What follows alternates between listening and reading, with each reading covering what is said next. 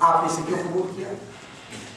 اس کے لیے ضروری ہے اس بات کی ضرورت ہے کہ آپ اسلام کا اور غیر اسلام کا دونوں کا بہتر آپ کوئی بات کہیں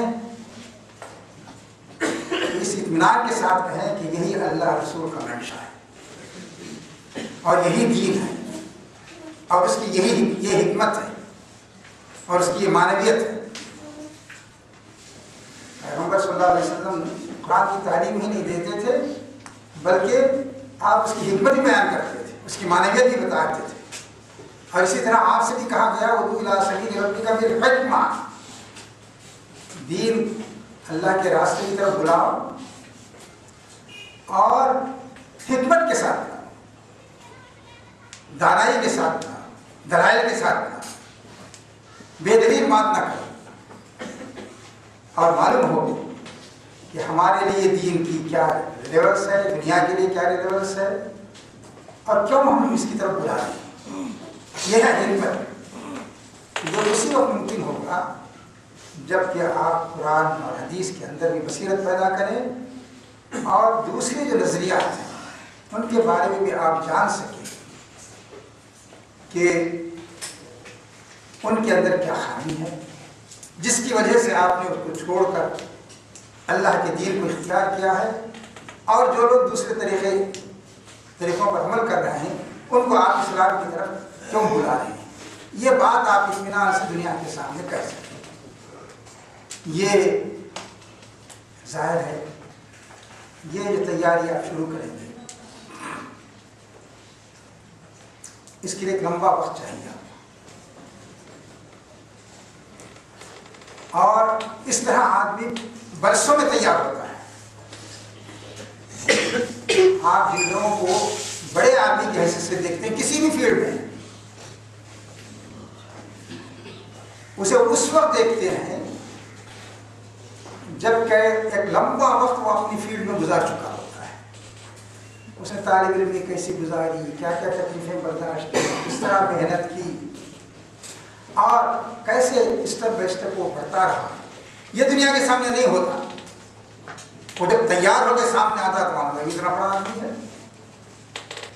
اسے اپنے سبجیکٹ پہ اتنا کمانڈ ہے، یہ بول سکتا ہے اور اپنے سبجیکٹ پر، ہر سبجیکٹ پر تو نہیں، کم سے کم اپنے سبجیکٹ پر یہ لوگوں کو مطمئن کر سکتا ہے، ان کے سوالات کا جواب دے سکتا ہے، اسلامی نقطہ نظر کی ترجمانی کر سکتا ہے۔ یہ ایک خاص مرحلے کی بات دیکھتے ہیں جن اشخاص کو بھی آپ دیکھیں، جماعت اسلامی کے اندر بھی آپ دیکھیں گے، باہر بھی دیکھیں گے، آدمی کے سامنے وہ پختہ انسان آتا ہے جس نے طویل عرصہ محنت کا گزارا۔ اس سے پہلے تو کوئی پوچھتا بھی نہیں اسے کیا کر رہا ہے کیا نہیں کر رہا ہے۔ کبھی آپ نے ٹاپ کر لیا تو دوسرے آدمیوں نے مبارکباد دے دی اور آپ نے اپنے پیسے سے مٹھائی کھلا دی، اس کے علاوہ کچھ نہیں ہوتا۔ گھر کے لوگ خوش ہو گئے، دعوت کر دی۔ لیکن یہی ٹاپر جب یہ خاص مرحلے میں اس پوزیشن میں پہنچتا ہے کہ دوسروں کو ٹاپ یا نہ ٹاپ کرے، اس وقت دنیا اسے دیکھتی۔ تو یہ مرحلہ ایک دو دن میں نہیں آتا، برسوں لگانے پڑتے ہیں، تب آدمی کسی فیلڈ میں اس قابل ہوتا ہے کہ دنیا اس کی طرف دیکھے اور پھر اسے ریکگنائز کرے۔ یہ تو بہت مشکل سے ہوتا ہے، لیکن اگر آپ کا ہدف یہ ہو، یہ ٹارگیٹ ہو، تو آپ اسی طرف بڑھنے کی کوشش کریں گے۔ آپ کو جو صلاحیت اللہ نے دی ہے، جو مواقع دیے ہیں، ان کو آپ استعمال کریں گے۔ دیکھیے ہمارا کلچر ایسا ہے، آج بھی میرا خیال ہے جو آدمی علمی اور فکری لحاظ سے تیاری کرتا ہے تو اس کی قدر ہمارے یہاں نہیں ہوتی۔ تنظیمی لحاظ سے اگر کوئی شخص دوڑ دھوپ کر رہا ہے، محنت کر رہا ہے، تو اس کی قدر ہوتی ہے۔ میں ایک آدمی رات دن لگ گیا، آپ کو کھلا پلا رہا ہے، آپ کو اٹھنے بیٹھنے کا انتظام کر رہا ہے، آپ کو اسٹیشن تک پہنچا رہا ہے، آپ ہمیشہ یاد کریں گے۔ دوسرا آدمی اگر وہی کا شخص جو ہے لائبریری بیٹھا ہوا ہے، لیب میں بیٹھا ہوا ہے، تو کہے گا وہاں ہوگا۔ تو یہ کیا ہے؟ اس لیے کہ خود ہمارا ذہن ابھی صاف نہیں ہے کہ وہ جو لیب میں بیٹھا ہوا ہے اور جو لائبریری میں بیٹھا ہوا ہے وہی قسمت بنانے والا ہے. اگر یہ بات ہمارے ذہن میں آ جائے گی تو ہم اس کی قدر کریں گے. تو ہمارے اندر مزاج بھی ایسا ہونا چاہیے کہ ہم دیکھیں کہ ہمارے اندر افراد کیسے تیار ہیں اور کیسے ہم ان کی صلاحیتوں کو آگے بڑھائیں اور ان کی ہم مدد کر سکیں. تو ایک بات تو یہ ہے. دوسری بات یہ ہے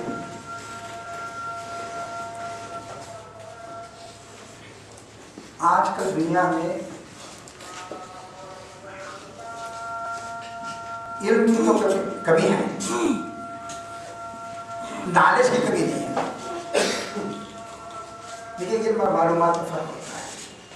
علم تو بڑی چیز ہے, معلومات جو ہے وہ ہر شخص کو حاصل ہے. آپ اگر انٹرنیٹ استعمال کرنا جانتے ہیں تو ہم جیسے لوگوں کو بدحواس کر سکتے ہیں. آپ اتنی ڈاٹاز فراہم کر دیں گے, اتنی معلومات فراہم کر دیں گے, ہم جو لوگ کتابیں پڑھنے والے ہیں شاید ہم لوگ نہیں فراہم کر سکتے, متاثر بھی ہو جائیں گے. ساری دنیا کو تقریب کر کے دکھا دیں انٹرنیٹ میں.